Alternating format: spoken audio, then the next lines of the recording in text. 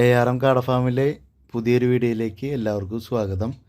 കാട വളർത്തൽ ലാഭമോ നഷ്ടമോ എന്ന് കുറേ പേർ എന്നോട് ചോദിക്കുകയുണ്ടായി. ഇതിനെക്കുറിച്ച് ഞാൻ ഈ വീഡിയോയിൽ എക്സ്പ്ലെയിൻ ചെയ്യാം. അതായത് ഒരു കാടേനെ നമ്മൾ വളർത്തുന്ന സമയത്ത് ഡെയിലി 30 ഗ്രാം തീറ്റ നമ്മൾ ഇട്ട് കൊടുക്കണം.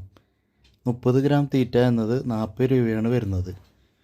ഒരു ദിവസം 1.25 രൂപ ഒരു കാടയ്ക്ക് ചിലവ് വരുന്നത്. മാർക്കറ്റിൽ 2.5 രൂപ 3 രൂപ നിരക്കിൽ നമ്മൾക്ക് മുട്ട മാർക്കറ്റ് ചെയ്യാൻ പറ്റണം. ഏകദേശം 3 രൂപയ്ക്ക് കൊടുക്കുകയാണെങ്കിൽ 1.80 പൈസ നമുക്ക് ലാഭം കിട്ടും. പ്രതിമാസം നമുക്ക് അതിലൊരു നല്ലൊരു വരുമാനം മാറ്റിവെക്കാനായിട്ട് സാധിക്കും. നമ്മളൊരു ജീവിയെയാണ് വളർത്തുന്നതെന്ന് നന്നായി വൃത്തിയായിട്ട് തന്നെ സംരക്ഷിക്കുകയാണെങ്കിൽ നമ്മൾക്ക് കാട എപ്പോഴും ഒരു പ്രോഫിറ്റ് തന്നെയാണ്. നമ്മൾ വൃത്തിയായി നോക്കുക, വൃത്തിയിൽ കൊണ്ടു നടക്കുക കാടകളെ. അപ്പോൾ അതിനനുസരിച്ച് നമുക്ക് അവരുടെ ലാഭം കിട്ടുന്നതാണ്.